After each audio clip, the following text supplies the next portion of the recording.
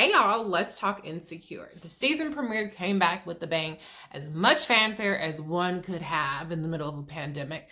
And I'm happy that it's back, but I'm just not 100% satisfied with the premiere episode. And I hate to say that. I was almost like not even going to do a recap this season because I hate to not have positive things to say or not have all positive things to say. But, I'm unfiltered and so I have to keep it real.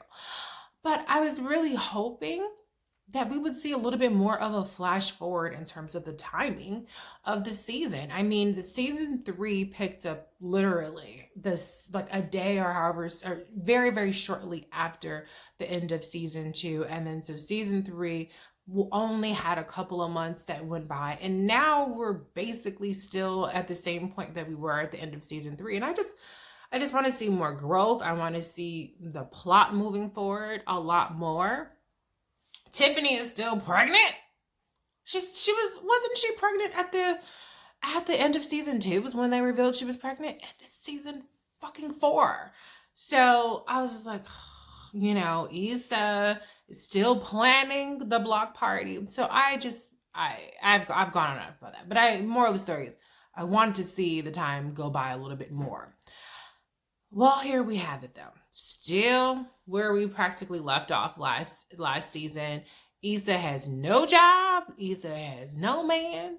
And Issa is still a work in progress. And bless her heart, she seems to be at peace with it. Molly is in a situationship with Andrew. Like I said, Tiffany is still pregnant. Kelly is still the funniest person on the show. Lawrence is the biggest winner every season. How the fuck is that possible? Lawrence is dating this super successful woman that's actually helping out Issa, unbeknownst to her, that she's dating Lawrence. So how the fuck is it Issa's show and Issa's always losing and Lawrence is always winning? Somebody explain that to me. But anyway, that's what we have. So the show starts with some sort of ominous, foreshadowing with Issa saying, to be honest, I'm not fucking with Molly anymore. And I'm like, wait.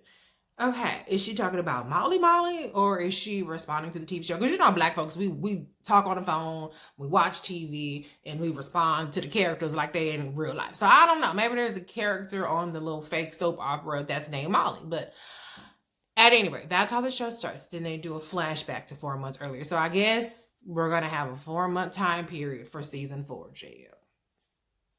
It's fine. So, Issa and Molly are still cool at this point. They're hanging out. They're getting each other up to speed, which is cool. Fine. They go shopping, and Issa is being ratchet, talking about she's buying clothes to take them back. Issa, grow up. But anyway, and that's nasty. But, so her and Molly are exchanging things, and Molly's trying to give her a pep talk, like, no, you're great too. You're pulling your weight with the whole thing. But it sounds from their conversation like Condola is the one that's doing the heavy lifting for this block party, which is like, Issa, isn't this your pet project? You can't be the star in your own pet project. How does this make sense? But anyway, so Issa goes to Condola's office to talk about this mixer that they're going to be doing. Where still pregnant Tiffany walks in and the cat gets let out of the bag that the flowers that Condola has received is from Lawrence. So obviously it's very awkward because Condola didn't know that she was dating Issa's ex. Issa didn't know that she was befriending Lawrence's new chick or whatever. And so here we go again.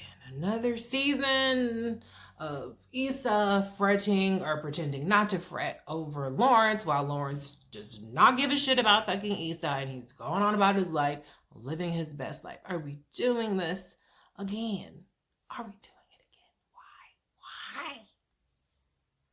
So it is what it is with that. But anyway, Issa plays cool, but I did that part where she goes, oh, because they have this conversation about how small LA is and, whatever. And so Issa goes, oh, okay, well, where your niggas at? Maybe I can date one of them. That was good. I got a kiki out of that because, listen, hey, what's good for the goose is good for the gander, right? But at any rate, Issa, once she leaves her true feelings in the form of a very graphic, I won't say graphic as if it's a bad thing, but in a fake sex scene at Tiffany's baby shower is where we see that, this little relationship between Lawrence and Condola has Issa feeling a little bit some kind of way. And Condola shows up at Lawrence's house. Fake concern, girl, because I'm not buying that your ass is going to stop dating Lawrence because of Issa, okay?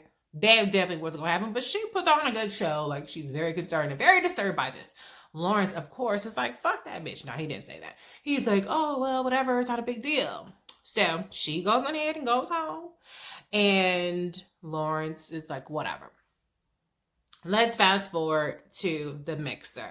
So, despite the awkward, feelings, Condola is still a woman of her word, so you have to give her that. She shows up to Issa, and it's clear that Issa is benefiting a whole lot more from this relationship than Condola is. I'm not quite clear what's in it for Condola, though. That's something that hasn't been explained. Is she doing it for out of the goodness of her own heart, or did I miss the part where she's like an investor in it? I don't know. I don't know why she, knowing that Issa doesn't really have her shit together and, she's dating Issa's ex, why she wouldn't be like, girl, bye, this is too much for me. But for whatever reason, Condola is patron saint of the arts for Issa, and she's there with her connections.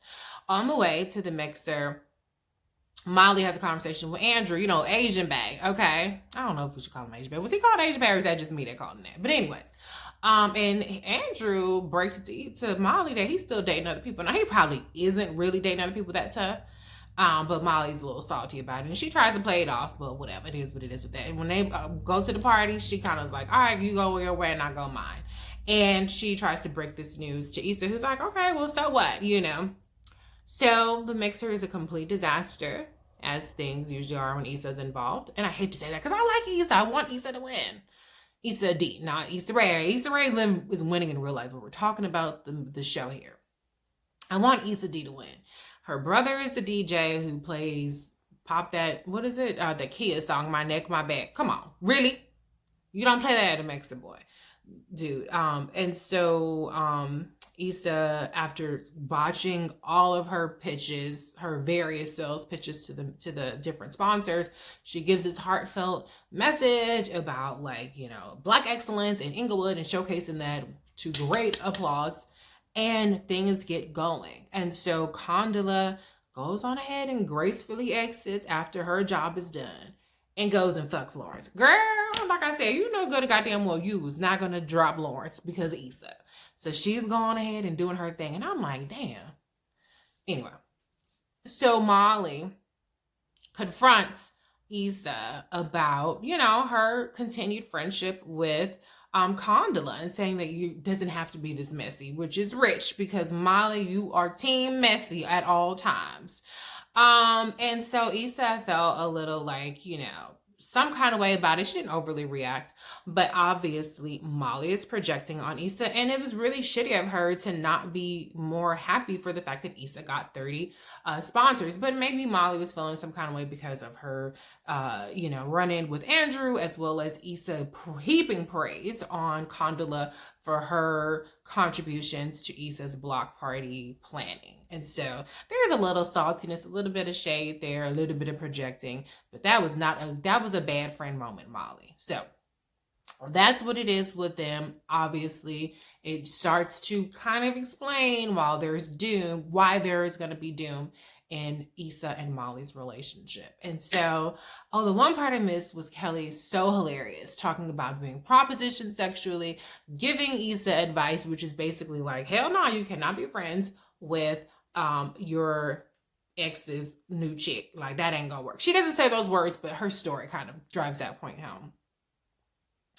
And that's really it. Like, I mean, if the story is always going to be Issa and Lawrence not being together, then okay, I guess. But we didn't really move the story forward that much in this episode. So I'm hoping in future episodes we kind of get something going. In particular with Issa, because Issa, girl, you can't do 4 seasons of losing on your own damn show. So come back next week and we can talk about Insecure. Let me know your thoughts. Leave a comment.